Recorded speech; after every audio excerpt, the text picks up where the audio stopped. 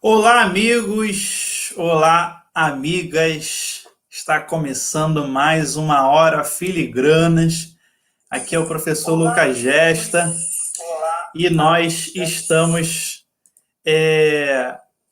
começando um tema que é novo aqui no nosso canal. Hoje a gente não vai falar de história da igreja, a gente vai falar de Antigo Testamento.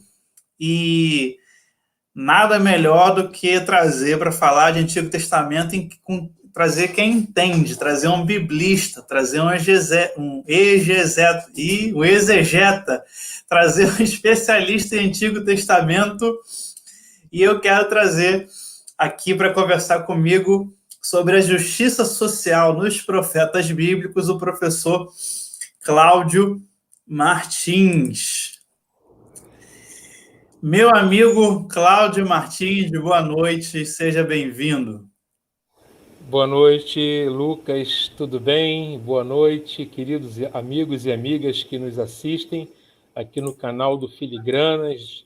É um prazer imenso estar com vocês nessa noite para falar de um tema tão pujante, um tema tremendo, né? Um tema assim que pulsa com muito vigor nas Escrituras, que é o tema da justiça social. Obrigado pelo convite, professor Lucas. É um prazer estar aqui. E aí, como é que tá esses tempos aí de quarentena? Como é que estão as coisas? Como é que tá a vida? Vamos levando, né? Estamos, como todos, assim, procurando, né, ao máximo possível guardar esse isolamento, né, em casa, com a família, os trabalhos da faculdade fazendo aqui de casa, né? Trabalhando muito, tá, e, assim, com respeito a isso, trabalhando demais. É um Muita. bom tempo para terminar uma tese de doutorado?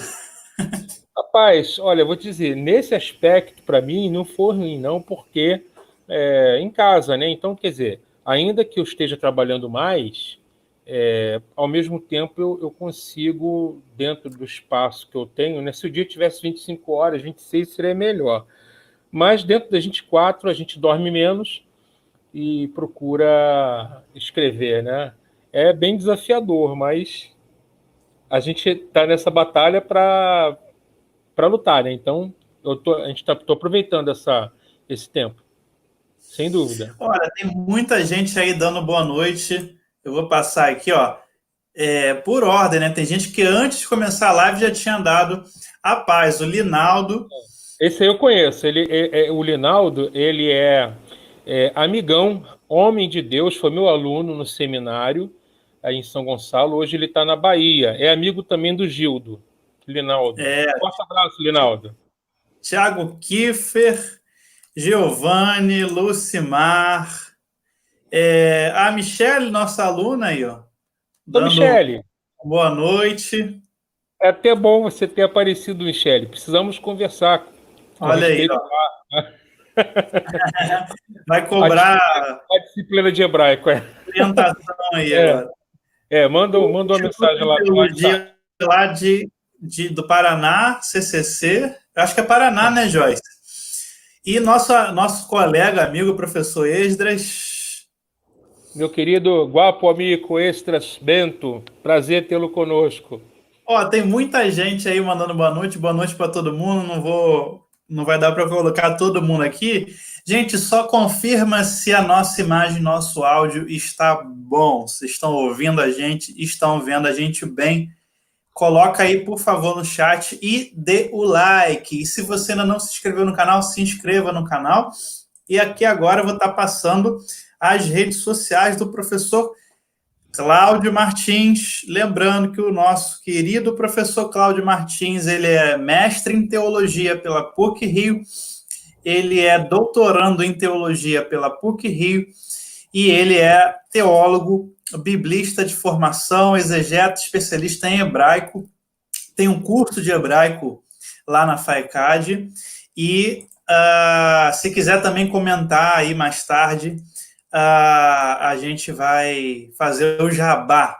Mas eu quero, gente, já começar porque o professor Cláudio, como os outros professores que passam por aqui, sabem muito e tem bastante conteúdo, e esse tema é um tema muito importante e a justiça social nos profetas bíblicos, nos profetas do Antigo Testamento. Então, professor Cláudio, mestre Cláudio, futuro doutor Cláudio, está fazendo aí sua tese de 500 páginas, né? Vai virar uma série para publicar. A gente estava conversando sobre isso há pouco. Vamos começar, então, do início. Nós sabemos que o Antigo Testamento ele se divide em formas literárias, em modelos literários. E quando a gente trata essa divisão que ficou tão clássica na igreja evangélica de profetas maiores e profetas menores, a gente está tratando de uma literatura, que é a literatura profética, de um movimento social que também se transforma num movimento literário, que é o profetismo. E as pessoas, quando leem a Bíblia no português, não conseguem diferenciar muito bem isso, né? Porque está tudo no mesmo idioma, não tem acesso no hebraico, não sabe a formação, a cadência, o ritmo do texto, e não conseguem perceber que os textos dos profetas maiores e menores têm um estilo literário, tem uma forma de ser, tem uma explicação, o nome disso é profetismo. Então, eu queria que você começasse falando para a gente aí o que é o profetismo. Muito bem. O profetismo, ele é um movimento, o fenômeno do profetismo, ou o movimento do profetismo, ele não é circunscrito a Israel, né? Ele é observado em outras nações, em outras culturas do Antigo Oriente, né? Sobretudo Antigo Oriente Próximo. Então, o contato com o sobrenatural, né? O contato com esse, vamos dizer assim, com esse mundo superior, né? Ele era tido por meio de homens que tinham o acesso a esse mundo sobrenatural, seja por meio da adivinhação, seja por meio de outras práticas, aonde se descortinava, né, questões do presente ou do futuro. Então, assim, primeiro ponto que eu quero dizer é que não é um fenômeno restrito a Israel. O nosso tema é profetismo bíblico, mas eu quero pontuar isso. Esse movimento de profetismo, ele também vai acontecer em Israel. Primeiramente, como fenômenos espontâneos. Deixa eu... Meu celular apagou aqui. Fenômenos assim, espontâneos, onde esses homens recebiam, né, a palavra da divindade e que posteriormente se tornou como obra escrita, né? Então, tipo assim, o profetismo literário é algo que veio acontecer posteriormente, né? A gente pode colocar aqui o século VIII como um divisor temporal, que antes do século VIII você não tem profecia escrita. E o século VIII é chamado de século de ouro da profecia, quando as palavras que foram proferidas, por exemplo, por homens como Amós, Isaías, Miqueias, passaram a ser postas por escrito. Porque antes de Amós, Isaías, Miqueias e Oséias, que são os profetas do século VIII, nós temos profetas em Israel. A tradição profética, na verdade, vários homens são chamados de profetas em Israel. Abraão é chamado de profeta, Moisés é considerado profeta, né? Mas, assim, profetas escritores, tá? O século VIII é o marco. É o marco. Então, o profetismo bíblico é o profetismo que se dá em Israel, aonde determinados homens são mediadores, né, da palavra divina. Eles são mediadores. Então, nesse sentido, o profetismo seria uma instituição, né, como o sacerdócio. Não exatamente como, porque os sacerdotes eles eram de linhagens, né, de linhagens específicas, e os profetas eles eram despertados, né, por vocação. Quer dizer, O Senhor é quem chama. Enquanto o sacerdote, ele nasce sacerdote. O pai é sacerdote, então, portanto, ele vem de uma linhagem de sacerdote. Às vezes acontece do sacerdote ser chamado para ser profeta, como é o caso de alguns, como Malaquias, por exemplo, né? Ou como, por exemplo, como Jeremias. Ele tem linhagem sacerdotal, mas ele é chamado para ser profeta. Ezequiel também, né? Mas esse movimento do profetismo bíblico, sobretudo, né, a partir do século VIII, ele se torna muito importante, porque as palavras desses profetas foram registradas em textos, tal impacto tiveram no seu tempo, tal impacto tiveram na sua época. Então, elas foram conservadas por escrito, né? E isso se dá a partir do século VIII, com Amós e Oséias no Reino do Norte. Apesar de Amós ser um profeta do Sul, o ministério dele foi dirigido ao Norte, e Isaías e Miqueias no Reino do Sul, em Judá. Falando ainda com respeito ao profetismo, é um fenômeno amplo, bastante complexo, porque chamamos Amós de profeta, mas ele disse: eu não sou profeta. Tem muita gente que se confunde com isso, né? Tem outros que são chamados de visionários ou videntes. Então é importante, né, fazermos uma distinção, porque a Sagrada Escritura ela não distingue para a gente. Simplesmente esses termos vão aparecendo nos textos, né? E é importante que se faça alguma distinção. Então, nesse movimento profético, você tem, por exemplo, o vidente, que é o chamado de roê. O vidente. Tem o vidente, que é o roê. Tem o visionário, que é o rosê. Tem o chamado homem de Deus, Ishra Elohim, homem de Deus. E tem o Navi, que é o profeta. Aí você vai perguntar, mas todos não são profetas? São profetas no sentido de serem mediadores da revelação. Mas os termos são distintos. Alguns autores apontam que o termo Navi é um termo do Reino do Norte e o termo Rosê, o Rosê é do Sul. Quer dizer, os navios mesmo seriam do Norte. E os do Sul são os visionários. Tem sentido, né? Tem sentido. Mas é muito complexo, porque muitas vezes, por exemplo, Amós, ele rejeita o título de profeta, ele é um visionário. Isaías é um visionário também, mas é chamado de profeta, de Navi. Então, muitas vezes, a própria Sagrada Escritura, em tempos posteriores, vai usando de maneira intercambiável esses termos, e às vezes aplicando mais de um termo ao mesmo ministério. E qual a diferença aí, já adiantando, entre profeta e oráculo, vidente? O que acontece, por exemplo, o Amós, logo no início do livro dele, está dito assim, palavras de Amós, né, que ele viu. A palavra, o verbo razar, que é o verbo ver, está lá. Então, Amós, as palavras que ele recebeu foi através da visão. Ele viu as palavras de Deus, não é? Então, vamos dizer assim, o canal da recepção, no caso do Amós, é a visão.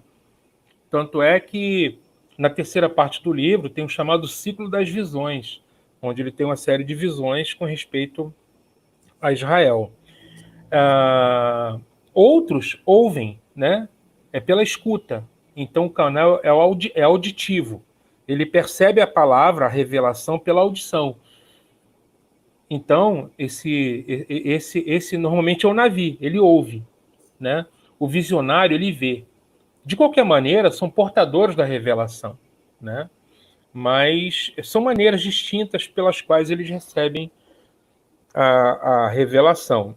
Agora, entre os chamados Navi, os profetas, os Neviim, você tem distinções. Por exemplo, existem os profetas da corte, que são aqueles profetas que assistem diante dos reis. São profetas que fazem que constam da folha de pagamento dos reis, né? Eles recebem para profetizar. Então, aí é que está. Muitas vezes, eles tendem a falar só o que o rei quer ouvir. Eles tendem, não que necessariamente sempre seja assim. Eu me lembro, por exemplo, daquele episódio onde o rei de Judá, né, ele vai até o rei de Israel, até Acabe, e eles estão juntos para poder se unem contra o inimigo. Se unem contra o inimigo, contra a Síria. Aí eles perguntam, o rei de Israel pergunta, o que os profetas dizem? Consultemos os profetas. Os profetas só profetizaram palavras agradáveis. Tipo, o Senhor está contigo, eis que estou contigo, varão, vai nessa tua força, o Senhor vai dar vitória. Diferente, né, de hoje. E o rei de Judá, ele pergunta assim, vem cá, não tem nenhum homem de Deus aqui não? Porque eu estou desconfiado desse negócio aí. Aí o Acabe falou assim, olha, eu conheço um profeta aí, só que ele nunca fala nada agradável para mim, entendeu? Então, quer dizer, eu já nem consulto esse cara. Ele chama porque a palavra está com ele, é o Micaías. E aí o profeta vai, e eu presumo que os amigos e amigas que estão nos ouvindo nessa noite conheçam a história, e o Micaías, ele no primeiro momento, ele diz o que os outros falaram. Só que o rei de Judá falou assim, não, a palavra é outra. Fala aí, qual é a palavra? Ele disse, tá bom. O Senhor me mostrou o seguinte, foi através da visão. Me mostrou, né, que um espírito de mentira da parte do Senhor foi colocada na boca dos seus profetas, não é? Para que eles enganem, porque, na verdade, você vê, Deus queria trazer um juízo sobre esses reis e o expediente que o Eterno usou, que Javé usou, foram os próprios profetas que são falsos profetas, porque o espírito de mentira estava na boca deles. Então, esses são os profetas da corte. Agora, o que eu quero pontuar, Lucas, é que não necessariamente os profetas da corte sejam necessariamente profetas que só falem o que o rei quer ouvir. Posso citar Natã, por exemplo. No primeiro, Davi perguntou sobre a casa que ele queria construir para Deus. No primeiro momento, ele falou, pode construir, Deus é contigo. Né? É aquela tendência. Mas o Senhor repreendeu o profeta, e aí então ele voltou e falou para o rei, olha, na verdade, você não vai construir a casa, porque você é um homem de guerra. Você tem as mãos sujas de sangue. Né? Mas um descendente teu vai construir. Então, o Natã é um profeta verdadeiro, e ele era profeta da corte. Gade é um profeta da corte, né? E também é um visionário. Então, veja, tem os profetas do culto que profetizam nos santuários, compreende? Que profetizam nos santuários. Tem os discípulos dos profetas, os profetas que são que vivem em comunidades proféticas, cultuando a pregação e o ensino de um dado profeta. Então, existe tradição da escola de profetas que vem desde Samuel, né, os discípulos de Elias, de Eliseu. Né? Quando nós lemos assim na Bíblia, né, a viúva de um dos moços do profeta. Né? Quem era esse moço do profeta? Era alguém que seguia aquele profeta, seus ensinos, a tradição deles, né, desse profeta, cultuando seus ensinos e buscando um estilo de vida semelhante ao do seu mestre, né, desse profeta. E existe também os profetas espontâneos, aqueles que não são... Olha só, eu falei de 4 tipos de profetas. O primeiro deles está ligado à corte, portanto, eles recebem, né, eles são funcionários do Estado, vamos dizer assim. Esses aí não querem Estado laico de jeito nenhum. Não querem Estado laico, né? O Estado tem que ser teocrático, que tem a função do profeta da corte. Tem o profeta do culto, o cultico, profetiza durante o culto. Dentro do templo? No templo. Normalmente, né, você tem, dentre esses, tem até sacerdotes, né, que têm o dom profético. Discípulos de profetas, como é o caso dos discípulos de Elias, de Eliseu, né? Essa tradição que remonta desde Samuel, que vivem em agremiações proféticas, em corporações. Quando o Amós fala assim, eu não sou profeta, nem discípulo de profeta, ele quis dizer que não era um profeta profissional e que também não era alguém que seguia a memória ou a tradição de um outro profeta, mas ele era um profeta despertado pela vocação direta de Deus. Ele era um pastor, ele era um colhedor de sicômoro, ele estava vivendo a vida dele normal lá no reino de Judá, na cidade de Tecoa, e de repente Deus o desperta para a vocação e ele vai para o reino do norte com esta palavra para proclamar. Então tem esse profeta espontâneo também, né? Que não recebe para isso. Ele profetiza esse tipo de profeta, ele profetiza não por cargo, mas por encargo, vamos dizer assim. Ele tem sobre si um peso, né? Um peso, um chamado, uma comissão que ele recebe. E ele vai e proclama. Então, o movimento profetismo é um movimento amplo, complexo por causa dessas designações, também por conta da teologia dos profetas, a gente vai entrar daqui a pouco nisso, né? A mensagem deles, mas que é uma parte assim, muito importante dentro da Bíblia hebraica, que está dentro dos chamados Neviim, né? Por sinal, para informação dos nossos ouvintes, na Bíblia hebraica, Josué, Juízes, Samuel e Reis são chamados de profetas anteriores, né? São os Neviim, Rishonim, ou seja, os primeiros profetas ou profetas anteriores. E tem Isaías, Jeremias, Ezequiel e os 12 profetas, chamados de menores, né? Como profetas Nevim, Aharonim, que são os profetas posteriores. Mas todos esse conjunto literário é chamado de profetas na Bíblia hebraica. Então, acho que eu estou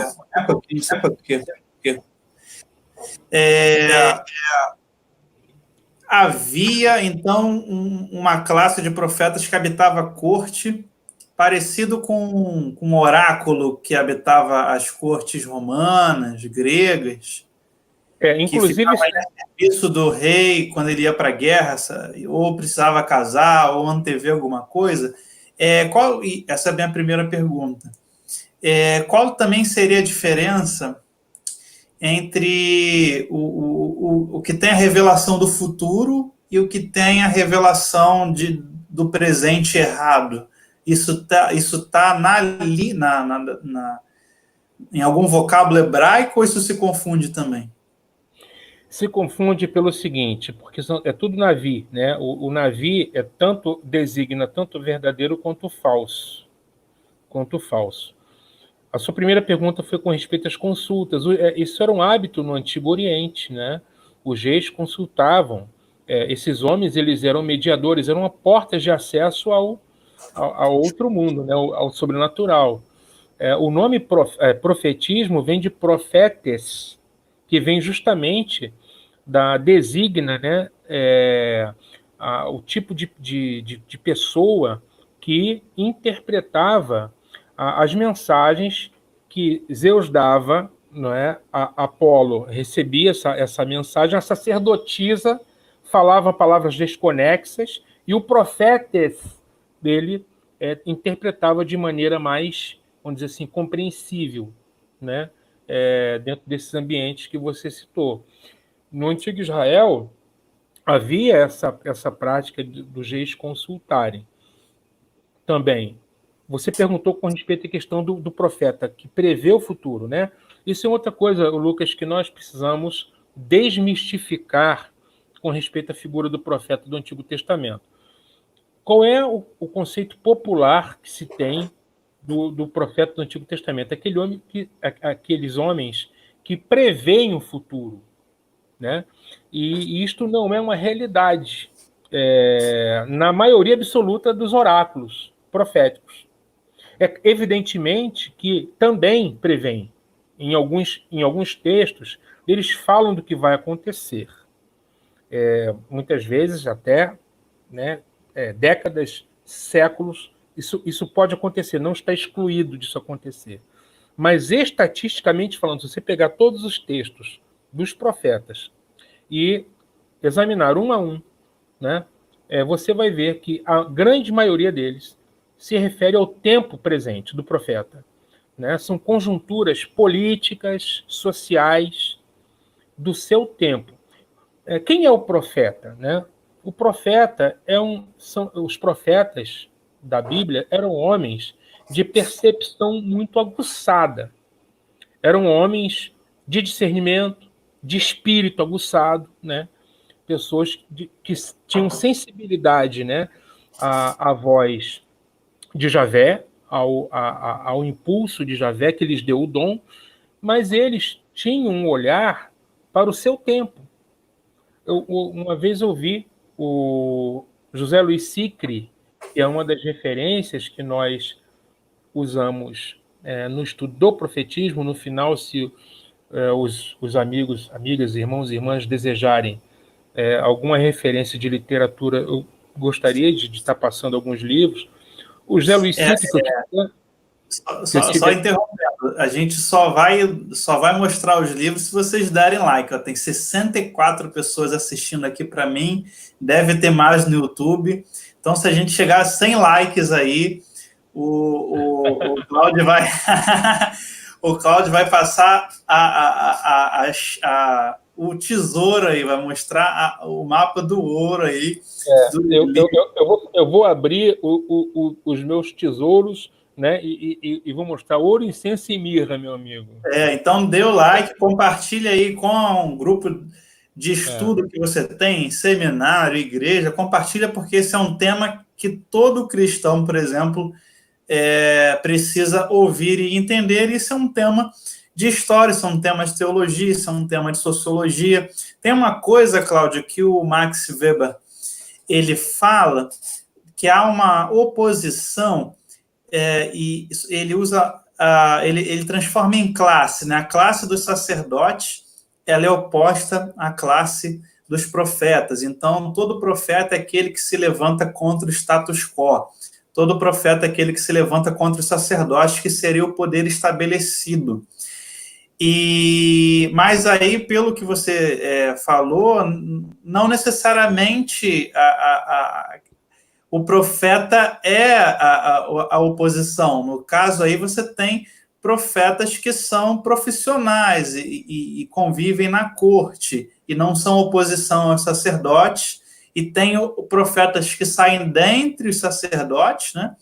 E você falou aí também de uma questão muito interessante dos profetas lá de Samuel, Elias, Eliseu, que parece, eu até falei isso uma vez na live sobre monasticismo, que parecem comunidades monásticas, né? Que viviam fora das cidades, isolados, vivendo do que produzia ali aquela terra, né? Eu fiz 2 perguntas, né? Então, o Weber não dá muito para ser aplicado, tem que ser aplicado com cuidado aí, né? E a outra essas comunidades, você falou, essas escolas de profetas, elas são escolas monásticas, vamos colocar assim. Eles vivem juntos, né? Eles vivem juntos. Por exemplo, a comunidade de Qumran não era uma comunidade profética, era uma comunidade sacerdotal, mas eles tinham uma vida comunitária, né? A semelhança está aí, vivendo juntos, vivem uma vida comunitária, então trabalham, né, para o sustento da comunidade, estão juntos, partilhando ali da vida em comum. E assim eles podem cultivar a memória desse profeta. Você falou com respeito à questão da postura do profeta com respeito aos reis e aos sacerdotes. Normalmente, os profetas que não são da corte, normalmente é só ripada nos reis. E no século VIII, no pré-exílio, normalmente profeta não se dá bem com o sacerdote, não. No pós-exílio, vai ser diferente, que é o outro contexto. Tá? Então, assim, você vai ver uma diferença na ênfase das mensagens desses profetas, porque no pré-exílio, o Israel, o antigo Israel estava muito preocupado, tanto o antigo Israel quanto o Judá, muito preocupados assim com oferecer sacrifícios, né? Tipo assim, não tem muita diferença dos tempos de hoje. O culto pelo culto, né? Sabe? O culto pelo culto. Lá na Transmeríndia, né? O, o, Aqui no Brasil é é lá uma longe. vez. Lá longe. O culto pelo culto, né? Sacrifícios, ofertas, pelas ofertas, mas destituído, sabe? De um compromisso ético com a justiça, de um compromisso ético com a Torá, sabe? Então, quando havia essa dissociação entre vida e culto, os profetas vinham com a espada deles, né? A palavra viva e eficaz, a palavra que denuncia, a palavra que aponta o erro, né?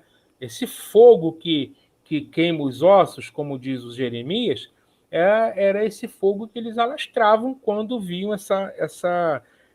uma supervalorização do culto em detrimento de outros valores, né? Como a ética, como a justiça, etc. Então, eles denunciavam. Então, essa questão da relação do profeta com o sacerdócio, ela depende da época, sobretudo, né?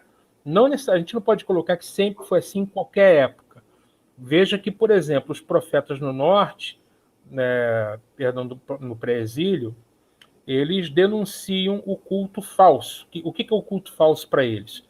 É o culto que tem tudo que um culto deveria ter: sacrifícios, cânticos, né, celebração. E de repente, que eu vou ler um trechinho aqui, poderia ler do Isaías, né? Eu vou ler aqui do Amós, que está, mas poderia ler do Isaías no capítulo 1, que fala exatamente a mesma coisa. Olha só o que o Amós fala no capítulo 5, no versículo de número 21. Aborreço, Amós 5, 21. Aborreço, desprezo as vossas festas e com as vossas assembleias solenes não tenho nenhum prazer. E ainda que me ofereçais holocaustos e vossas ofertas de manjares, não me agradarei deles, nem atentarei para as vossas ofertas pacíficas de vossos animais cevados. Afasta de mim o estrépito dos teus cânticos, porque não ouvirei as melodias das tuas liras. Antes, corra o juízo como as águas e a justiça como um ribeiro perene. Ou seja, aqui nesse texto, tudo que diz respeito à liturgia, ao formalismo do culto, né, das festas solenes, o Senhor diz, eu desprezo isso aí, eu rejeito esses holocaustos. Isaías chega a falar assim, essa gordura de carneiros me causa enjoo. Não estou afim disso. Não é isso que me agrada. Parafraseando, né?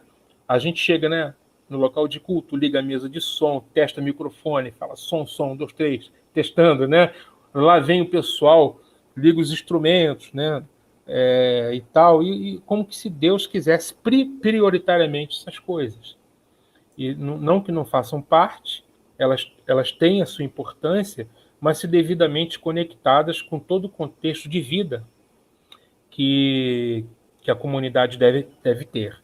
Então, no caso do texto que nós lemos, do profeta Amós, ele disse, eu quero a justiça. A justiça é o culto que eu desejo.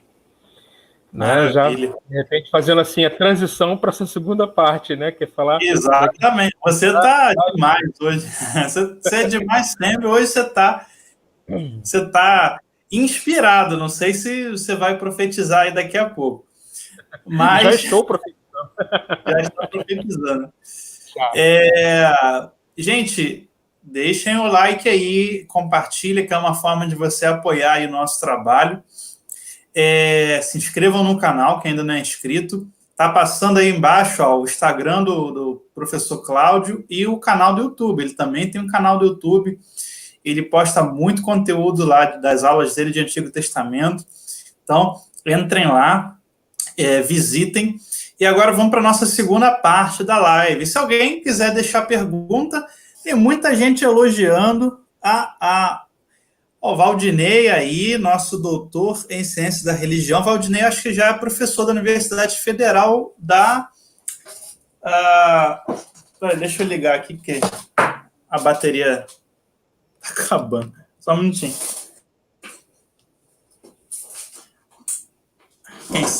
Ao vivo é assim, esqueci de ligar a bateria. Valdinei, um abraço a ele. Aldeir, Flaviane, Anderson, o nosso aluno Jorge, Leandro Sampaio, enfim, João está falando que é muito bom. Muito obrigado. Diego tá presente aí, falando que ele tem o livro do Hans Kippenberg. Enfim, gente. Luciano. Vamos falar então da justiça social. Quais os temas que nós podemos encontrar nos profetas? E a sua tese de doutorado é sobre Amós, a dissertação também foi sobre Amós, certo? Isso.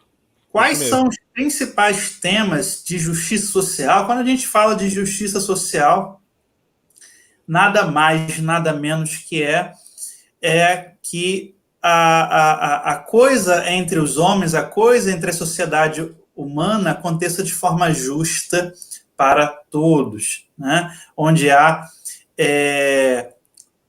fome, miséria, discriminação, preconceito, destruição do homem, da imagem de Deus. O homem foi criado à imagem e semelhança de Deus. Então, quando há essa deturpação, a destruição dessa imagem do homem contra o homem, do homem contra a criação de Deus, é injustiça. Então, quando a gente fala de justiça social, a gente não está falando nada mais, nada menos do que de um tema bíblico que a gente encontra do Antigo ao Novo Testamento. Eu queria que você listasse os principais temas de justiça social nos profetas e comentasse, por favor, e se quiser ler os versículos para mostrar. Com certeza. Vamos, por exemplo, para a gente ilustrar o que a gente vai falar, em Isaías. Vou ler aqui Isaías capítulo 10, para a gente sair um pouquinho do Amós, né? Daqui a pouquinho vai voltar para o Amós de novo. Então, né, normalmente a gente vê o Isaías, né, como profeta messiânico e tal, não é? Sim. Olha só o que ele fala no capítulo 10, versículos 1 e 2. Ai dos que decretam leis injustas, dos que escrevem leis de opressão, para negarem justiça aos pobres, para arrebatarem o direito aos aflitos do meu povo, a fim de despojarem as viúvas e roubarem os órfãos. Esses dois versículos. Ai, né? Em hebraico, quando você lê na sua Bíblia, essa tradução ai vem do hebraico oi, né? Oi é uma expressão de lamento, aonde o profeta ele já vê o juízo sobre aquele que ele está proferindo esse ai. Então ele já vê o juízo sobre esse, né? Para se ter noção, né? O contexto vital, né, desse tipo de forma literária é funeral. É funeral. Fúnebre. É um lamento fúnebre. Então, é muito sério. E qual é o conteúdo, né? A forma é essa. É um lamento fúnebre. Essa é a forma literária. E qual é o conteúdo desse oráculo? Né? É uma denúncia daqueles que fazem leis injustas, está falando das autoridades do povo, escrevem leis de opressão. Então, o Deus de Israel, o profeta, ele tem uma consciência muito grande dentro do coração de que o Deus que o chamou, que o vocacionou, é um Deus da justiça. Né? A palavra justiça é tzedek, justiça é tzedek em hebraico. O justo é o tzadik, justiça é tzedek, e o ato de justiça é tzedaká. Né? São radicais, palavras que compartilham do mesmo radical. Aquele que é justo, segundo a Bíblia, ele tem, ele cumpre a vontade de Javé nas seguintes dimensões: na dimensão ética, no que diz respeito à conduta dele com seu semelhante, no que diz respeito à conduta forense, no sentido de que ricos e pobres devem ter o mesmo direito, não pode haver dois pesos e duas medidas, tá? Isso é assegurado pela Torá, e um sentido teocrático, no sentido de que ele busca obedecer aos mandamentos de Javé. Então tem uma dimensão ética, uma dimensão forense, uma dimensão teocrática. Isso é o justo, né? Então, quando esses princípios são quebrados, quando falta essa ética com respeito ao próximo, quando os juízes são comprados nos tribunais, como o profeta Amós tanto denunciou, basta ver o que nós estamos presenciando no nosso país, não é? Como que o rico, ele é preso, daqui a pouco ele é solto. Ele é solto. Enquanto o pobre, às vezes o pobre, muitas vezes, a culpa dele nem foi provada ainda. Ele está preso, fica preso, não é? Ele é negado a justiça. O Amós condena isso. O Isaías condena isso. Então, leis injustas, leis de opressão, para negarem a justiça aos pobres. A palavra pobre, né, existem várias palavras para pobre na Bíblia. Uma delas é o Evion. Tem o Evion, tem o Anave, tem o Evion, tem uma terceira palavra que agora me escapuliu, mas enquanto a gente conversa ela vai surgir. Então, o pobre é aquele que está destituído de recursos, é aquele que só tem... muitas vezes, quando ele está bem, ele tem um pedacinho de terra para cultivar, mas que devido a todo o sistema social de exploração e de injustiça que o antigo Israel estava vivendo, ele acabava perdendo essa terra dele. Tá? Vou falar sobre isso, se o espaço me permitir, eu quero falar sobre isso. Não é? O sistema econômico dá lugar. do Israel do 8º século, né? Um sistema chamado de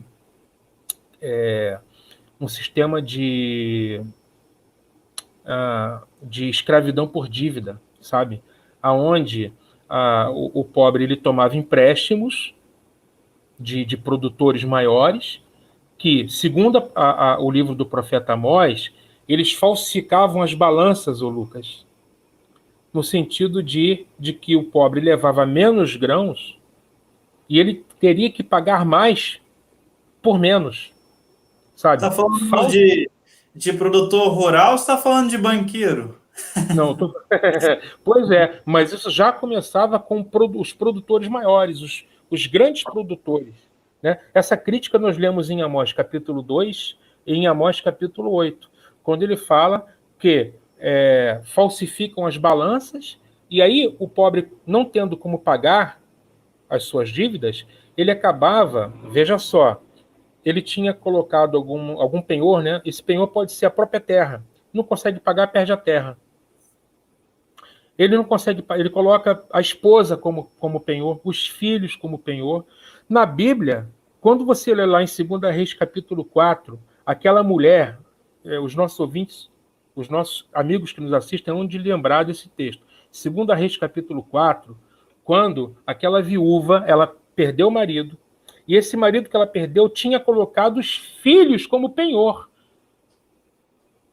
E ela não tinha nada para pagar a dívida, e os filhos dela seriam levados. E aí é que entra o profeta Eliseu, né, que multiplicou a farinha e pagou a dívida daquela mulher, porque ela seria levada.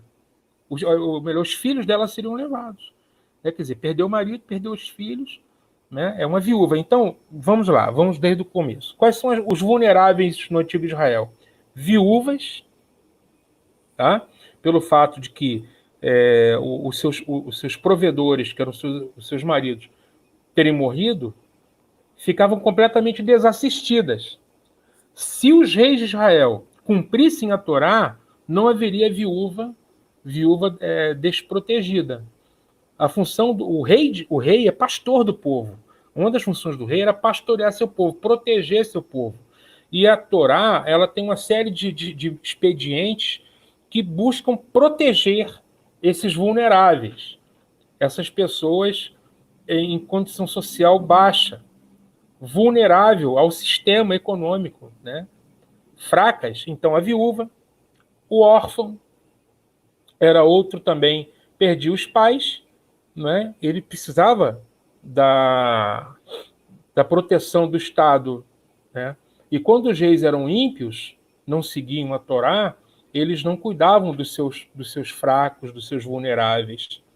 O estrangeiro é a terceira categoria de vulnerável também, o estrangeiro.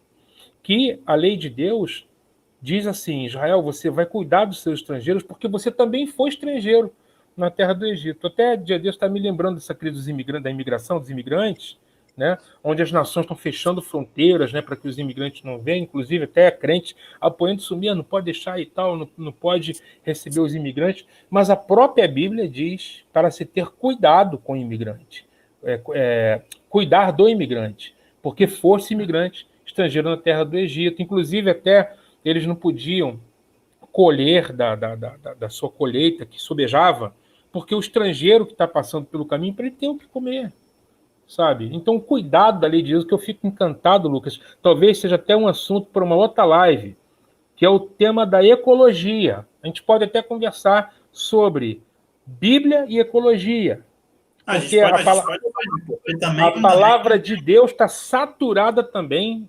saturada no sentido de ter muitos ensinos com respeito ao cuidado com o meio ambiente. Entende? Então, às vezes, a gente reduz a Bíblia a uma mera aplicação assim, né, para a salvação da nossa alma e restringe a aplicação da palavra de Deus em reuniões dentro do templo, quando, na realidade, as Escrituras têm amplos princípios que se aplicam à vida em todas as esferas. Tem princípios de cuidado ecológico, tem princípios, né, da nossa cosmovisão de mundo, da nossa visão de mundo, das questões sociais, né? Então a Bíblia está impregnada desses princípios, né, que são caros para Deus. Vamos dizer assim, Deus se importa com a ecologia, e já o nosso assunto é a justiça social. Deus se importa com a opressão, tá certo? Que os mais vulneráveis sofrem pelo sistema econômico, entende? Pela perversidade que existe nos corações e que nos leva a entender que na Bíblia existe o conceito de transgressão individual, onde a pessoa pode transgredir, né, valores e princípios da palavra de Deus. E é uma coisa que, assim, né, normalmente os crentes se preocupam muito são com os pecados individuais. Que, sem deixar de se preocupar com isso, né, da seriedade de tudo isso, mas existem também as transgressões sociais. As transgressões que se cometem a nível social. Por exemplo, vimos que o ex-secretário de saúde foi preso porque desviou milhões, estava com 5 milhões dentro de casa. Esse dinheiro era da onde? Esse dinheiro era para a saúde. Olha quantas pessoas sofreram, morreram nas filas dos hospitais por falta de equipamentos, porque um homem cometeu um pecado que atingiu milhares. E às vezes a gente não dá tanta importância para isso. Né? A empresa que poluiu o Rio São Francisco, isso é um pecado ecológico. Aqueles que julgam em favor dos poderosos em detrimento dos mais fracos. Então, existem inúmeras denúncias com respeito a isso. Então, o profeta Isaías está dizendo, negam a justiça aos pobres. Rapaz, parece que está lendo o jornal de hoje, né? Onde o rico, o poderoso, tá? Que está totalmente incriminado lá, ele é beneficiado. Um desembargador, o ministro do Supremo vai dar lá uma canetada, solta essa pessoa, porque tem interesse por trás. Entende? O dinheiro fala. Mas o pobre, ele tem que pagar. Ele tem, a justiça é negada para ele. Arrebatam o direito dos aflitos do meu povo. Despojam as viúvas e roubam os órfãos. Então, os profetas estão muito preocupados com aqueles que são vulneráveis, com aqueles que são frágeis, com aqueles que não têm como sobreviver. Então, por exemplo, numa pandemia como essa que a gente está vivendo, não é? Essa crise que se assolou, teve pessoas que tiveram um impacto muito maior do que outras. Afetou a todos nós. Mas teve pessoas que não têm uma carteira assinada, viviam de trabalho, são empreendedores, né, trabalham por conta própria, e essas pessoas sofreram mais do que outras com essa crise. Por uma questão de justiça, deveria ter mecanismos expedientes do Estado, não é, para amparar essas pessoas, não é, e sendo injusto, negar o direito. Então, só um exemplo da denúncia dos profetas. Então, Isaías 10, Miqueias... Te interrompendo só para... Tem um áudio seu aí ligado, não? Para me ouvir? Não, eu estou te ouvindo, mas não tem outro áudio aqui, não. Porque você está me ouvindo, não? Não é daqui. Não, o problema é aqui. O profeta, ele está exigindo essa justiça porque essa justiça está na Torá, né? Está no Pentateuco. Está. E o profeta, ele é um reformista. Ele quer que as coisas sejam como Deus determinou para Moisés, né? No caso, na tradição, que deveria ser. O profeta, ele socialmente, ele é um reformista. Ele diz, as coisas estão erradas, o certo é o que está na palavra de Yahvé, não é o que vocês estão fazendo, e é por isso que está vindo ou virá sobre vocês o mal. Né? Lucas, uma pequena correção. Nem todos os profetas são reformistas. Olha só, Elias era um profeta reformista. Amós já não é reformista. Ele já está decretando o fim do reino de Israel, entende? E tem outros, os profetas escatológicos, eles vão... porque é o seguinte, por exemplo, tem profeta reformista. Então, a mudança vai vir por dentro da história, né? No tempo, por dentro da história. Então, eles são os reformistas. Tem outros que dizem, olha, não tem jeito, vai acabar. É o Amós. O Amós é o seguinte, não tem mais jeito. Quando o Amós, no ciclo das visões, no capítulo 7, ele vê um muro torto, medido a prumo, o muro está torto. E aí, então, lendo a narrativa, o relato da visão, a gente fica sem entender que muro é esse. Se você lê a narrativa do encontro dele com o sacerdote Amazias, fica claro. O muro que está torto é, primeiro, a monarquia, ele fala do rei Jeroboão, e o sacerdócio. As duas instituições que eram para ser guardiães da palavra de Javé, o rei como representante de Javé para o seu povo, pastor do seu povo, e o sacerdote que deveria instruir, igual o profeta Oséias fala, o meu povo está sendo destruído porque lhe falta o conhecimento. Porque tu, sacerdote, olha a denúncia, o sacerdote rejeita o conhecimento. Então não tem jeito. Se o sacerdócio rejeita a palavra, não tem mais esperança. Compreende? Se o rei não quer mais saber da palavra de Javé, igual o sacerdote disse aqui, você não pode profetizar porque aqui é o santuário do rei. Então quem manda aqui é Jeroboão. Então não tem mais jeito. Então ele anuncia o fim. Entende? O fim do povo começa quando ele rejeita ouvir a palavra de Javé. O fim está na resistência, quando ele definitivamente não quer mais ouvir. E aí, então, o profetismo, ele é retirado, né? Ao eclipse do profetismo no Reino do Norte, justamente com aquela palavra que ele diz, vou enviar fome. A fome que ele anunciou que iria enviar não era de pão, mas era de ouvir a palavra. Porque ele tanto falou e o povo tanto resistiu. Então, a denúncia dos profetas, olha só o que estava acontecendo. Ela é social, mas ela vai além do social. Porque em Amós, lá no capítulo 8, ele estava denunciando que por meio de um expediente fraudulento, mais e mais camponeses pobres estavam se tornando escravos.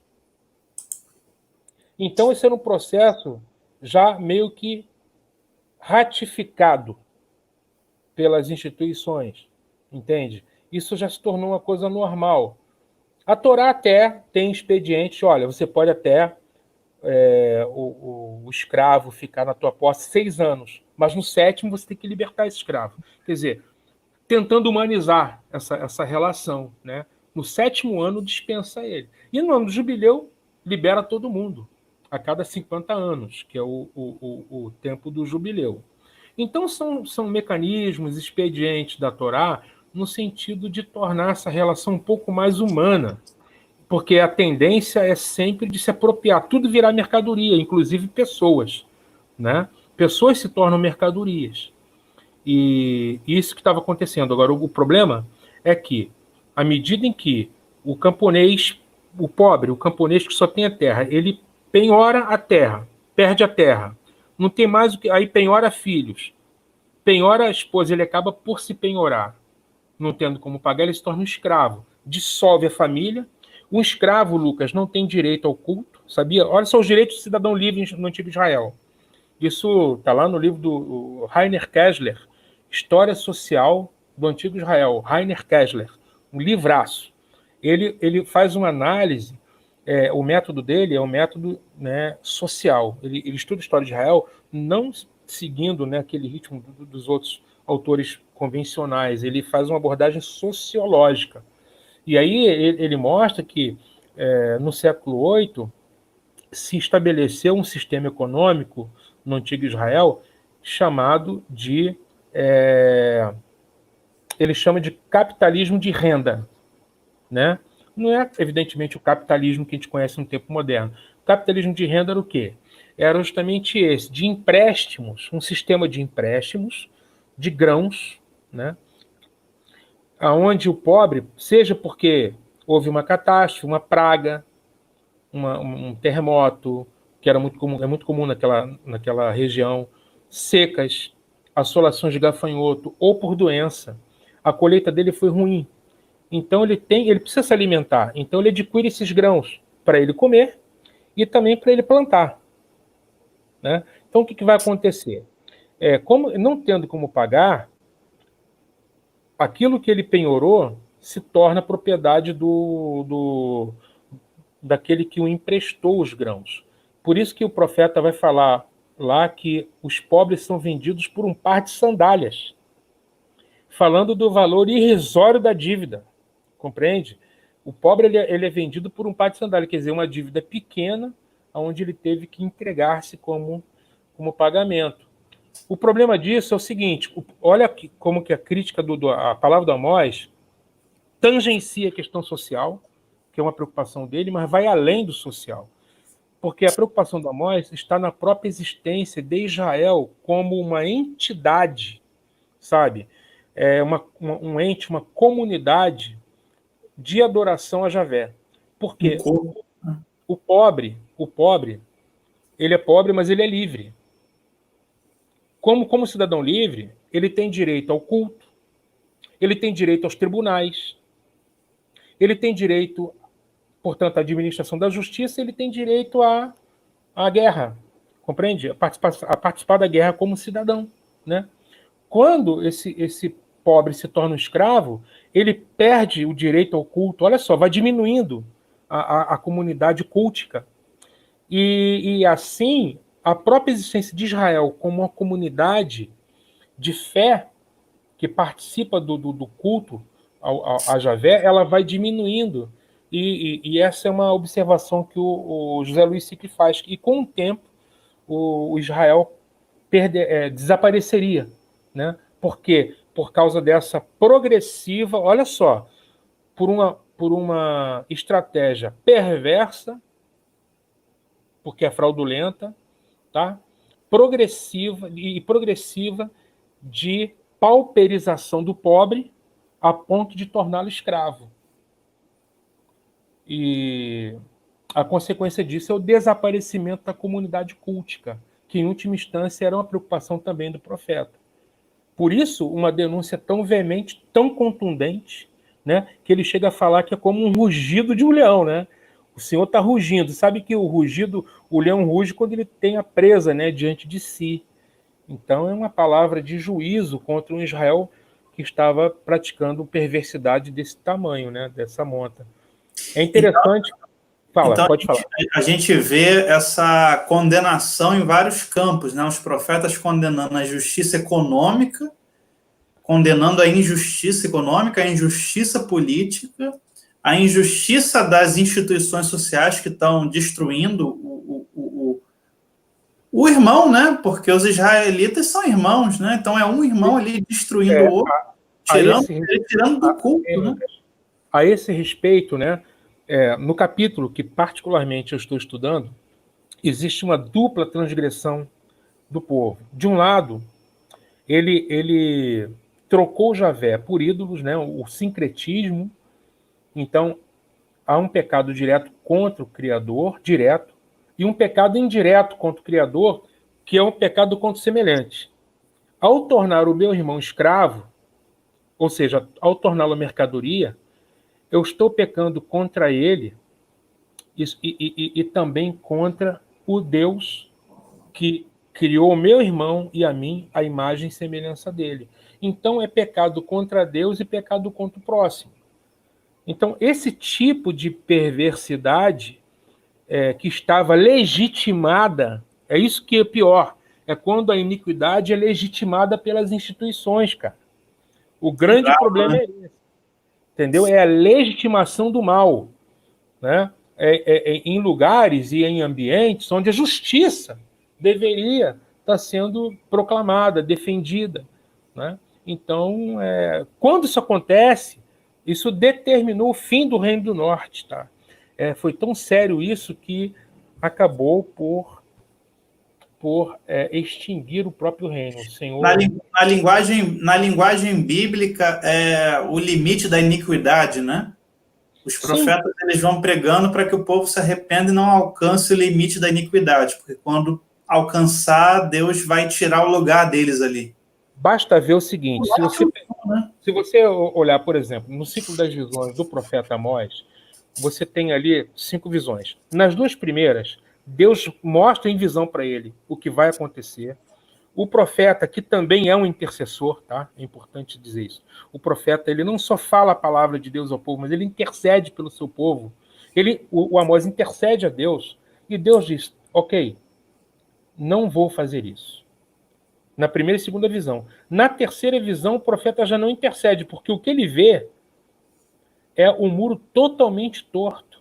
E esse muro, como eu já disse, é a monarquia, é a corte e é o sacerdócio. E aí ele não intercede, e aí o Senhor diz que não vai mais perdoar. Na quarta visão, ele já viu um cesto de frutos maduros, prontos para a colheita, quer dizer, é o fim de Israel. E na quinta visão, ele vê o templo, Lucas, desmoronando, cara. Tudo caindo, ruindo, tudo desmoronando, sabe? Não ficou pedra sobre pedra. Entendeu? Então é assim, por que chegou nesse ponto, né? Tudo porque não deram ouvidos, né, a palavra que nos diz para sermos sensíveis ao nosso próximo. Detalhe, a criação, quando né, Javé cria, ele estabelece princípios. Então, por exemplo, ele criou a terra é do Senhor, não está lá? A terra é do Senhor é a terra. Então, o que ele espera que haja na terra? Um cenário de justiça, de solidariedade, de fraternidade, porque a terra, ela não nega os frutos, ela dá os frutos com generosidade, né? Ela dá os frutos com generosidade. O homem planta, colhe. Agora, quando a distribuição do que acontece na terra, quando essa distribuição é perversa, ela é iníqua, quando existe opressão, quando existe injustiça, quando o direito do pobre é negado, quando se rouba a terra do outro. O Miqueias, por exemplo, ele diz, olha, vocês estão roubando a terra dos seus irmãos, né? Vocês estão cobiçando a terra dos seus irmãos. Ou seja, quando esse espaço vital, onde era para ser um cenário de justiça, um cenário de iniquidade, de desigualdade e perversidade, não podemos esperar outra coisa senão um juízo. Né? Por isso que é o que acontece. O Senhor deu o meio ambiente para que o homem possa dele se utilizar. Quando a utilização desse meio ambiente ela é predatória, quando ela é desordenada... Deixa eu só te interromper para você falar especificamente sobre isso, que é o seu tema do doutorado, e aí você fala um pouco da justiça ecológica e fala também do que você está trabalhando no doutorado, você doutorando pela PUC, você fez pesquisa na Itália, né? A gente precisa sempre lembrar e honrar os nossos mestres. O professor Cláudio está aí já há anos estudando, com grandes professores, com grandes pesquisadores. Foi pesquisar a bibliografia dele, porque não tinha aqui no Brasil, lá na Itália. Então, e aí vocês estão assistindo, a gente vê a diferença, né? O nível do cara que está dando grito lá no outro canal e quem estudou e quem sabe, né? E quem vive isso. Tem muita gente aí agradecendo, Cláudio. Vou botar aqui alguns comentários, não vai dar para botar de todo mundo, né? O Armando, o Moisés falando, né? Na maioria das igrejas, justiça social é coisa de comunista. É uma coisa infeliz, né? Achar, Deixa né? eu dar uma palavrinha sobre isso. Associado à esquerda. Oi. É o seguinte, infelizmente hoje você tem uma palavra, né, que você critique, né, o status quo, é colocado tudo no mesmo balaio, né, de comunista, mesmo saco. Comunista define quem faz alguma denúncia, quem é contra alguma coisa, que faz alguma crítica, por menor que seja, tudo comunista. Então, nesse sentido, rapaz, eu vi gente da extrema-direita ser chamado de comunista, entendeu? Eu não gosto, é comunista, né? Eu odeio você é comunista. Então, você... É bem infantil, né? É bem infantil. É típico dessa polarização, né, acrítica que estamos vivendo em nossos dias. É de chamar, né? Olha, eu me identifico. Olha só, eu li alguma coisa do Marx, conheço, né, alguma coisa aí da literatura marxista e tudo mais. Vou dizer uma coisa para você. Antes do Marx falar qualquer coisa com respeito às questões, né, de justiça e tudo mais, eu não sou marxista, vou logo dizendo, eu não sou marxista. Viu, Lucas? Eu não sou comunista, tá? Tem que falar isso hoje, né? Eu sou cristão, entendeu? Eu sou cristão e a fonte que eu alimento a minha fé é a fonte judaico-cristã. Ela está profundamente comprometida com a justiça. Então eu aprendo com Moisés, no Pentateuco, eu aprendo com Amós, eu aprendo com Isaías, com Miqueias, com Oséias. Então, a minha maneira de enxergar o mundo que eu vivo não é pelas lentes do Manifesto Comunista de Karl Marx, mas é pelas lentes das Sagradas Escrituras. E essas lentes me fazem ser profundamente sensível àquele que sofre, àquele que é vulnerável, a ser profundamente intolerante com a injustiça, com a iniquidade, com a corrupção e com a hipocrisia, seja de políticos ou seja de religiosos. Então, nós precisamos ter essa noção de que o maior profeta de todos os tempos se chama, muito mais do que profeta, porque é o Filho de Deus e Messias, é Jesus de Nazaré. Jesus de Nazaré se colocou na porta do templo, denunciando o sacerdócio corrupto, denunciou Herodes, tá certo? Antes dele veio João Batista. E atrás de João Batista vem toda uma série de profetas, tá certo? Que nós deveríamos entender que esses homens pagaram com a vida, né? E o livro que nós temos nas mãos, ele não foi escrito na gráfica, foi escrito com sangue. O sangue das testemunhas de Jesus, não é? Dos mártires e dos profetas, que lutaram pela justiça, homens dos quais o mundo não era digno. Então, a questão aqui não é ideológica, a questão aqui é teológica. Não é ideológica, a questão aqui é teológica.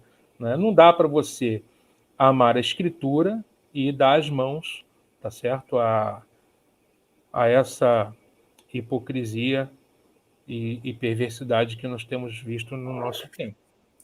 Eu vou passar para a terceira parte, mas antes, Cláudio, alguém pediu para você colocar o link do seu canal do YouTube. É só colocar no chat, Cláudio, o seu oi aí. Uhum. Tá, eu vou Enquanto isso, deixar, gente, está passando aqui eu vou as deixar redes sociais do algum, professor Cláudio. algum Oi. link de algum vídeo, alguma pregação, aí a pessoa clica lá e já vai direto para o canal, pode ser? Sim, pode botar o seu link, mas é só clicar aí se você dizer oi ou quiser falar alguma coisa. Ah, Mas aí o Instagram é PR Cláudio Martins, o YouTube é Cláudio Martins. O professor Cláudio Martins tem botado muito material, muito conteúdo no YouTube. E o professor Cláudio também é professor com a gente lá na FAECAD. E tem curso de hebraico, quem quiser aprender hebraico com ele. E quem quiser fazer teologia também, estamos aí. Vamos então para a nossa. Antes de chegar à última parte, eu queria só que você desse uma palhinha, um beijinho na flor. Enquanto isso, o pessoal vai dando like aí, vai compartilhando com o pessoal que você conhece. Dá uma palhinha, Cláudio, sobre a sua tese de doutorado e sobre a sua pesquisa, quanto você tem feito, a sua viagem, e sobre a questão da justiça ecológica nos profetas. sim, vou inverter a ordem, começar falando sobre a questão da ecologia, né? Depois eu falo sobre a minha tese. A questão da ecologia, ela é muito forte também na Sagrada Escritura. Por quê? Porque a criação, toda a natureza criada, ela é boa, né? Vamos começar a partir daí, né? O Gênesis que é bom, toda a criação é boa.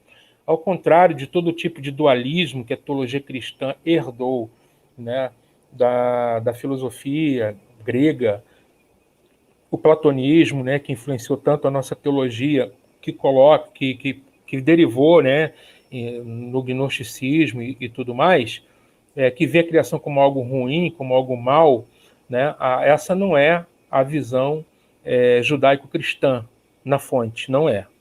A visão judaico-cristã, o entendimento que emana das escrituras de que a criação é boa, né? Tudo que Deus fez é bom mesmo. Foi isso que ele quis fazer mesmo, né? E ele não criou para destruir, né? Ele não criou para destruir. Ele criou com o objetivo de que tudo isso seja preservado e deu ao homem essa missão, né? A missão de ser a palavra imagem e semelhança, né? Tselen, vedemut, significa que o homem ele é representante da divindade na criação.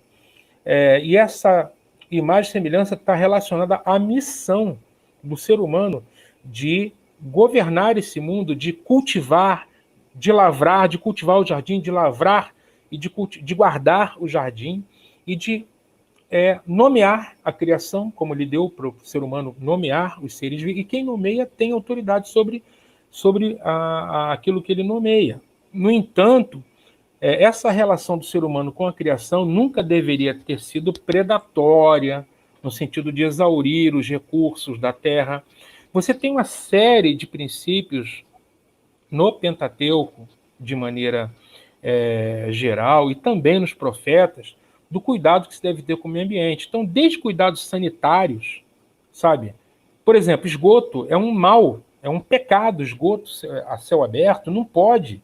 Lá na Torá está dizendo isso tem que ficar cavado, tem que ser tapado, não pode ficar a céu aberto, não pode ter esgoto no meio da comunidade de Israel, né? E isso hoje, quando você ainda vê na nossa própria cidade, bairros, com esgoto a céu aberto, isso desagrada a Deus, isso vai contra a palavra dele.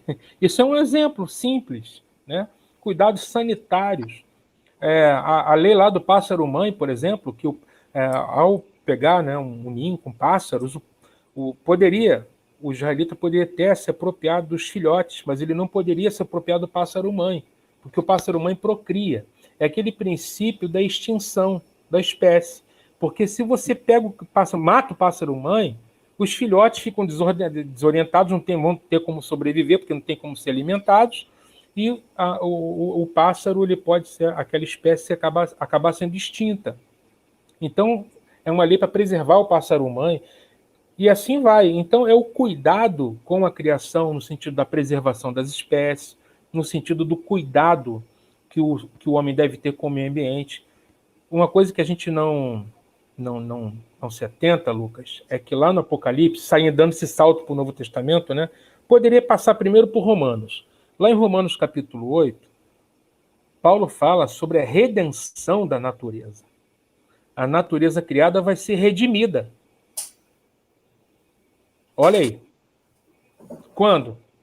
Quando nós tivermos a redenção do nosso corpo, de acordo com o apóstolo Paulo, Romanos 8, a criação vai ser redimida totalmente. Isso significa que ela tem um lugar, ela tem uma importância nesse novo mundo de Deus. Esse novo mundo de Deus, nesse mundo que ele deseja, que o visionário lá no Apocalipse chama de novo céu e nova terra, é uma sociedade, é um mundo completamente renovado, cujo ser humano tem uma nova mentalidade, uma nova percepção. Ele foi recriado em Cristo para ter uma relação justa, fraterna com o seu semelhante, numa sociedade sem opressão, sem escravos, sem relações injustas, entende? E esse é o novo céu e a nova terra. Então, a natureza ser completamente redimida. Então, isso é esse ensino claro de Romanos 8. Basta ler a partir do versículo 19. A criação está gemendo. Então, você pode ler, querido, que tudo que está acontecendo, essas convulsões que está havendo no mundo, esse desordenamento ecológico, essas migrações de gafanhotos, não é? O aquecimento global, são efeitos, inclusive, de disseminações de vírus, efeitos da ação humana sobre o meio ambiente. Então, a gente vê com tristeza o que está acontecendo na Amazônia, né? Queimada sobre queimada, perda de territórios do tamanho de estados do Brasil, né? É algo de entristecer o coração. E lá no Apocalipse, capítulo 11, versículo 19, Lucas, está escrito assim, que Deus vai destruir quem destrói a terra. Olha aí. Vai destruir. Então, esse pessoal que está poluindo rios com mercúrio, está jogando óleo no mar, esse pessoal que está acabando com a fonte de subsistência de populações ribeirinhas, que está derrubando árvore para colocar gado, negando o direito dos índios. Rapaz, isso aí vai uma coisa puxando a outra, sabe? Os índios perdendo seus direitos, entende? Então, tudo isso aí importa, sabe? Tudo isso aí chegou aos ouvidos do Senhor dos Exércitos, né? Então, desde os salários dos trabalhadores que são retidos, está lá em Tiago, quer dizer, questões sociais, né? O rico retendo o salário do trabalhador, até o desmatamento, derrubada das florestas, sabe? A poluição dos nossos rios e mares, e até o direito do pobre que está sendo negado. Então, gente morrendo na fila dos hospitais porque o corrupto tem 5 milhões de reais dentro da casa dele, tem gente que não tem, aí não tem respirador no hospital. Os profetas da Bíblia estariam denunciando isso hoje, Lucas, hoje.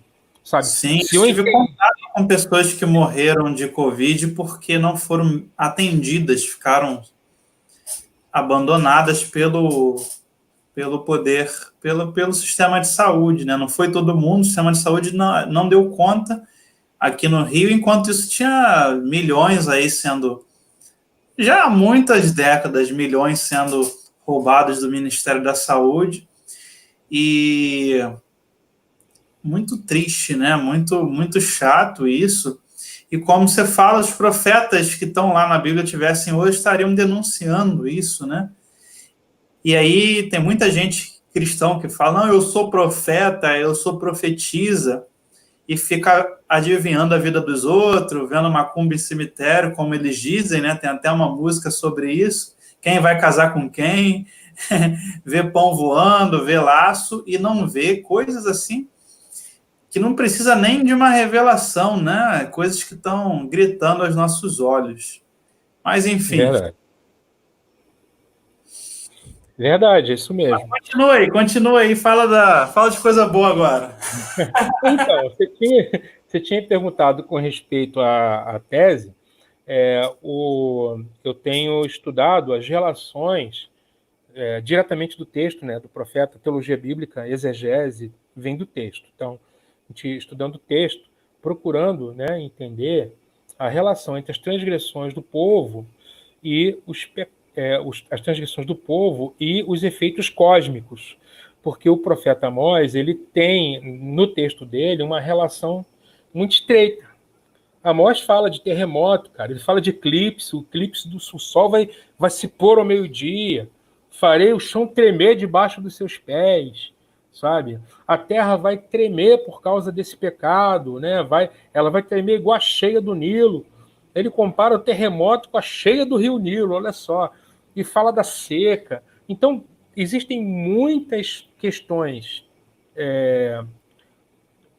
de distúrbios naturais no texto, espalhados aqui e ali.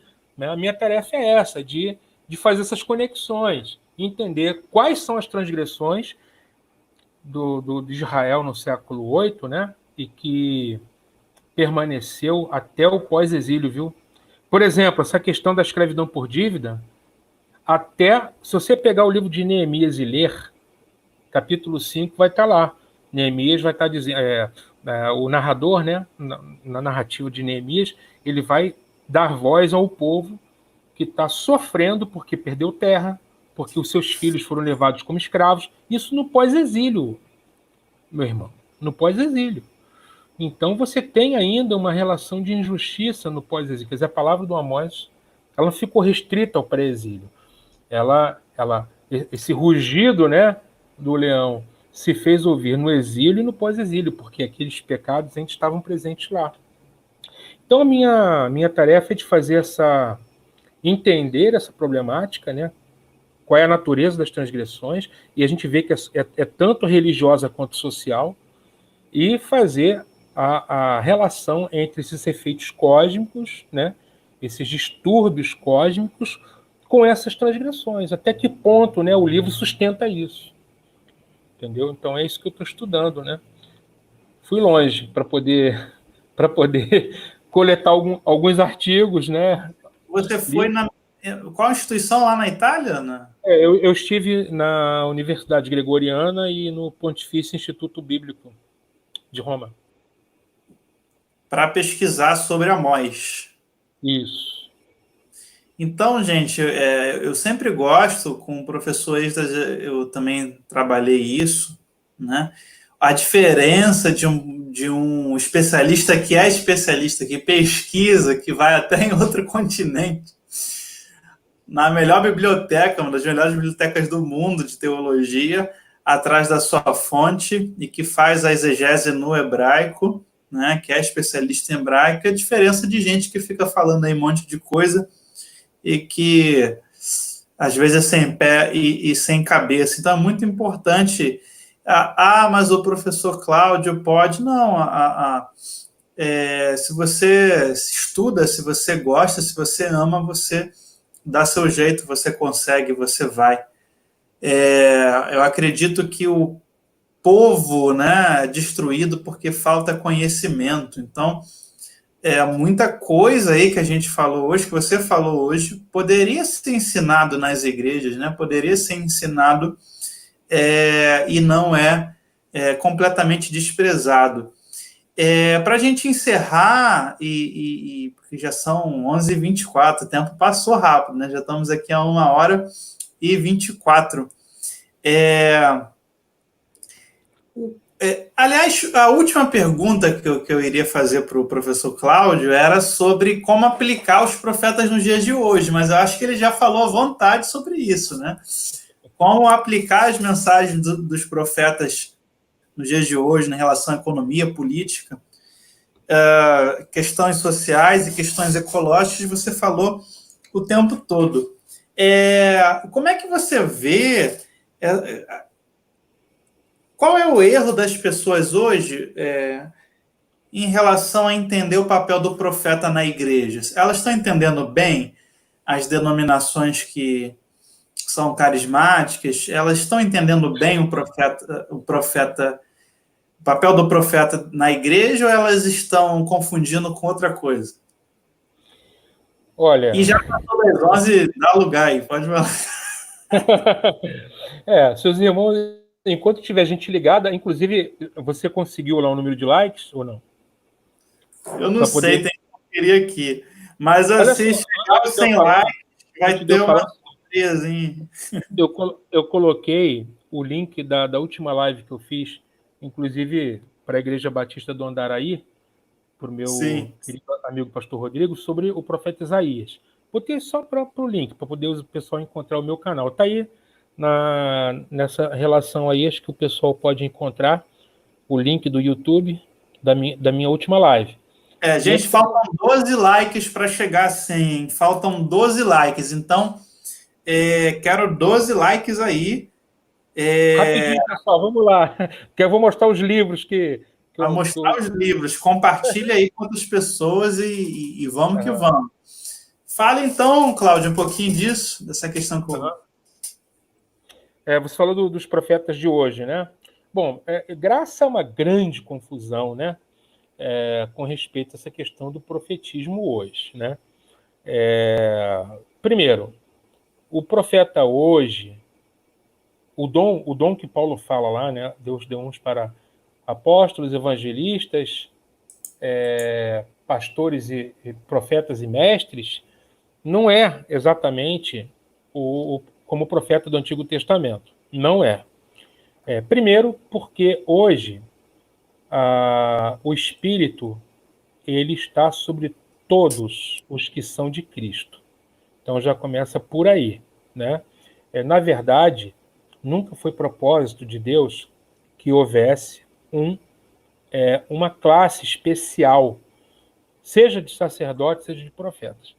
Deus desejava, desde o início, que todos pudessem ouvi-lo. Você veja simplesmente lá no Êxodo, quando Moisés estava indo ouvir o Senhor, né? E o povo poderia ter ido, mas eles não quiseram, porque ficaram aterrorizados. Então, ouça você, Moisés, a voz de Deus, e não nós, né? Mas o Senhor queria que todos ouvissem. Desejava que todos tivessem acesso à sua palavra, sem mediadores.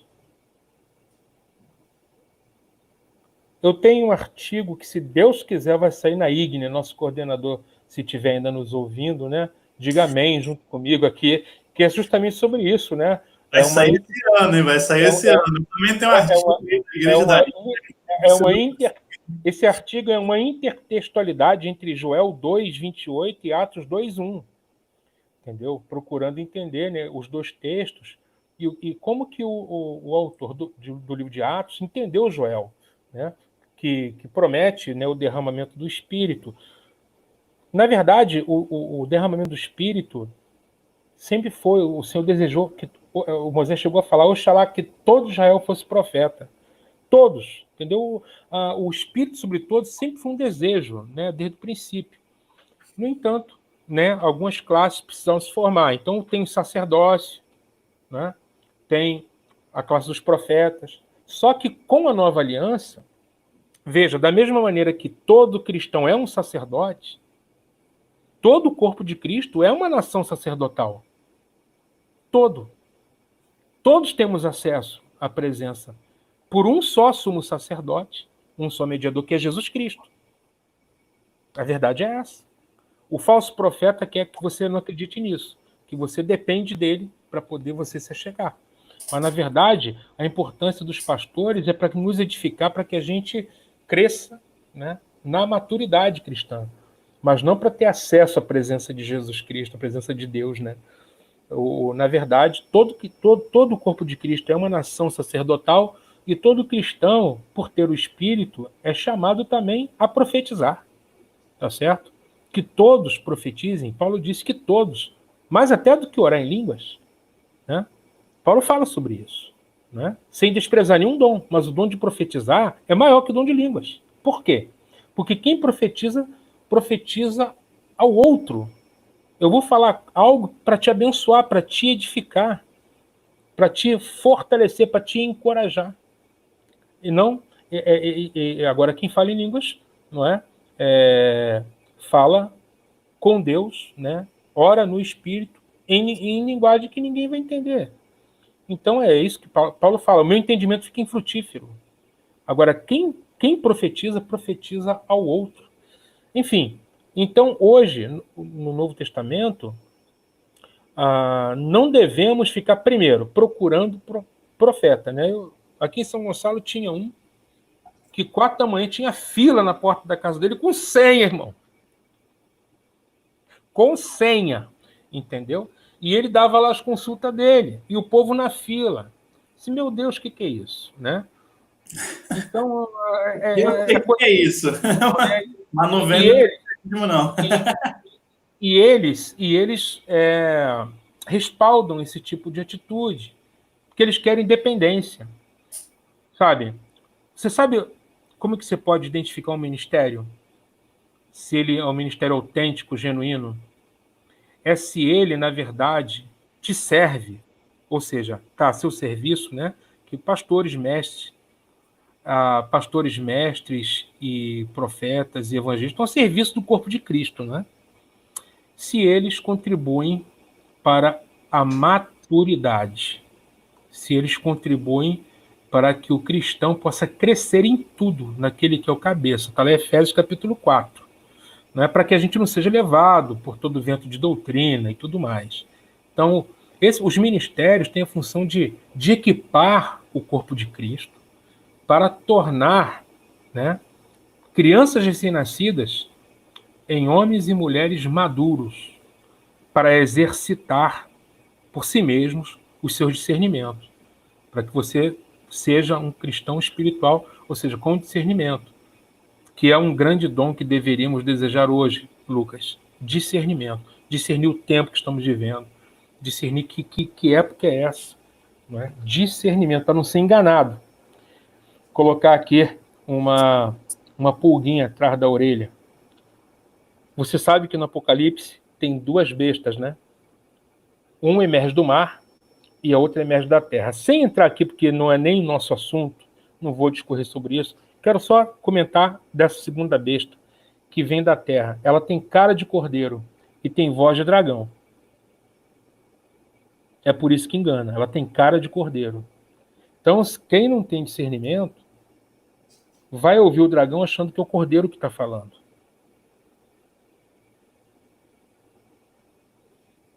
Tá aí. Agora eu quero ver o profeta agora vai revelar isso aí. É isso, meu amigo. Meu amigo, vamos agora passar essa parte aí dos livros que você queria apresentar para as pessoas estudarem sobre o profetismo, né? E fica à vontade aí para mostrar. Enquanto isso, gente, eu estou passando aqui o Instagram, PR Cláudio Martins. Tem alguns alunos aqui perguntando se tem. Cadê? Estudo de Amós no seu canal. Não, olha só, deixa eu dar uma explicação aqui primeiro. O canal, ele foi... Eu tenho esse canal há muitos anos, mas ele estava inativo. Eu o ressuscitei por conta das aulas. E aí, então, aos pouquinhos, eu estou colocando o conteúdo lá. Então, assim, se inscreve que vai vir coisa boa por aí. É porque agora também eu estou me dedicando à tese. Então, a produção ainda não está ampla no canal. Mas tem alguma coisa lá. Tem uma pregação ou outra, tem uma aula ou outra, né? E tem mensagem, mas ele vai ser enriquecido com o tempo, tá? Então, mas se inscreve lá, dá o like, também faz igual você está fazendo com o Lucas, né? Se inscreve no canal e dê o like. Deixa eu mostrar alguns livros aqui, ó. Dimensões éticas dos profetas. Tá vendo? Isso aqui é muito legal para você ver o tipo de mensagem que os profetas têm, de Joseph Jensen, Dimensões Éticas dos Profetas.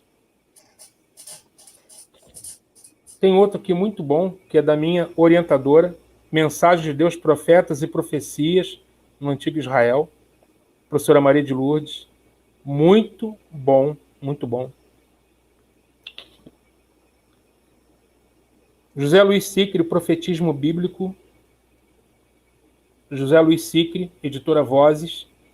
Eu tive contato com esse autor lá no Instituto Bíblico de Roma. Eu o conheci e conversamos um pouquinho, né? Assim, eu admiro, né? Do mundo hoje, profetismo, né? Oi? Ele é uma das maiores autoridades mundiais em profetismo. Sem dúvida, sem dúvida. Sicre. Agora, o livro dele, assim, que... Ó, Com os Pobres da Terra. Olha a grossura. Mostra o título e a editora, por favor. Vozes. Né? Aliás, Paulos, com a Academia Cristã. Com os Pobres da Terra. Editora Vozes. Paulos e Academia Cristã. Com os Pobres da Terra. Aqui é só... Ó, o subtítulo é A Justiça Social nos Profetas de Israel.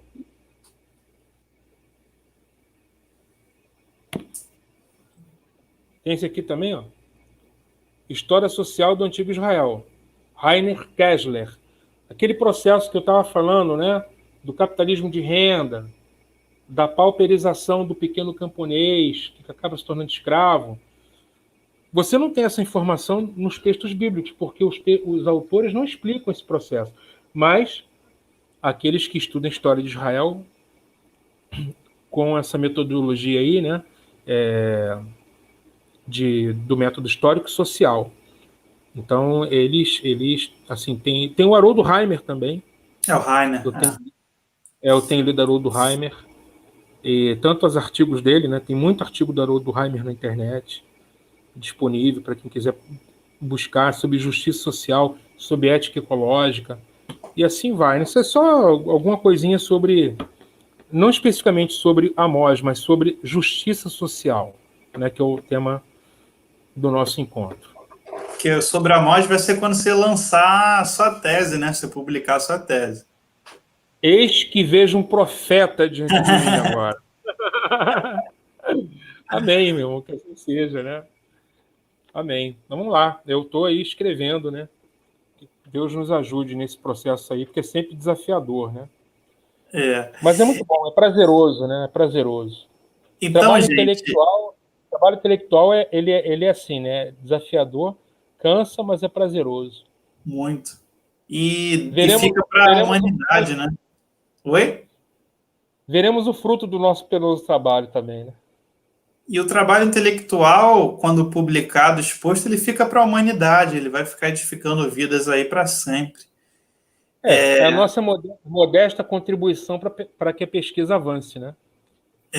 Nós, professores, somos tão maltratados no Brasil, né? Em sala de aula, em live, mas o nosso trabalho fica aí, graças a Deus, fica aí. Gente, o professor Cláudio, ele tem um canal dele no YouTube aí, ó, Cláudio Martins, ele tem o Instagram dele, ele dá muitas palestras, ele é pastor também de uma comunidade, uma igreja em São Gonçalo, e é só acompanhar ele nas redes sociais. Todo mundo aí que comentou gostou, tá todo mundo aí elogiando. O Exas está com a gente aí, ó. E aí, meu amigão? Maravilha, glória a Deus. Olha aí, ó. Olha aí. Bom ter nobres na audiência, né? Tantos nobres. E se você gostou da live e quer o professor Cláudio aqui de volta para a gente falar de Amós, né, para falar especificamente disso, ou para falar de outro tema do Antigo Testamento, outro tema sobre literatura profética, inclusive, né? Você falou de Apocalipse, literatura de apocalíptica judaica, por exemplo. Coloca aí, gente, coloca aí, que agora a gente vai se despedir. Eu quero agradecer muitíssimo, Cláudio, foi excelente essa live, vai ficar aí marcada na história aqui do canal, Filigranas de História da Igreja, e hoje primeira live sobre um tema que não é história da igreja, mas é a história de Israel, teologia e história social de Israel. Muito bom, muito interessante, parabéns, quero agradecer, e deixa a sua palavra final aí para o público. Ok, eu só antes disso dizer que coloquei o link do YouTube mais uma vez e também do Face. Coloquei do Face lá, o pessoal pode adicionar, que aí a gente pode compartilhar, né, e ainda mais do pouco do que o Senhor tem colocado, agregado na nossa vida. Quero dizer, Lucas, que eu tenho assim, a imensa satisfação de ter participado desse encontro aqui no espaço do teu canal, do Filigranas de História da Igreja. Professor Lucas, como vocês já conhecem, né, essa pessoa incrível, esse professor extraordinário, competente, todos que são alunos o amam, né? Lucas, ele é, assim, amado mesmo pelos alunos, pelos colegas de docência, excelente profissional e, assim, né, jovem, né, também um talento, né, assim, Obrigado, que bondade sua, bondade sua. um dom precioso, né, que Deus tem dado à academia e também à igreja, sabe? Então é muito bom porque você tem o seu trabalho na igreja, né, e o seu trabalho na academia, e os dois são um só, né, Lucas? Que nós não somos bipolares, né? Nós somos uma mesma pessoa que tem trabalho na dimensão eclesial e na dimensão acadêmica que somam uma com a outra. E eu acho que isso que é importante, né? A gente tem, né, o nosso trabalho na docência e na igreja. Isso é muito precioso. Então, eu quero agradecer de coração a audiência de todos que nos assistiram até agora, né, pela paciência também. Se vocês gostaram, fico feliz de agregar, né, conhecimento e valor na vida das pessoas. Acho que essa é a minha vocação, agregar valor, né? A cada aula, a pessoa pode assim, poxa, eu recebi algo novo, né? Algo que me faz crescer como ser humano, né? Como pessoa e como cristão. Então, muito obrigado pelo privilégio, eu é que agradeço. Valeu mesmo, querido. Forte abraço para você, Lucas, e para todos os amigos. Obrigado a você, Cláudio. Obrigado a todo mundo que comentou, deixou like, compartilhou. Então, uma boa noite a todos. Fiquem com Deus. Esse foi mais um Filigranas Assim, Entrevista. aproveitar o ensejo, né, já que tem dois professores da FAECAD, né, dizer para o pessoal também que tem curso da FAECAD, né, o Lucas. Tem curso aí de exegese online, tem cursos. Daqui a pouquinho o Lucas vai trazer um curso do próprio professor Lucas, vai ser disponibilizado na FAECAD, o pessoal vai saber em momento oportuno, né, que a nossa faculdade está de portas abertas a todos que estão nos ouvindo, né, inclusive aí nosso querido companheiro, professor, nosso coordenador, Esdras Costa Bento. Forte abraço. Um abraço a todos. Obrigado, Cláudio. Valeu. Tchau, tchau, gente. Valeu, querido. Até mais.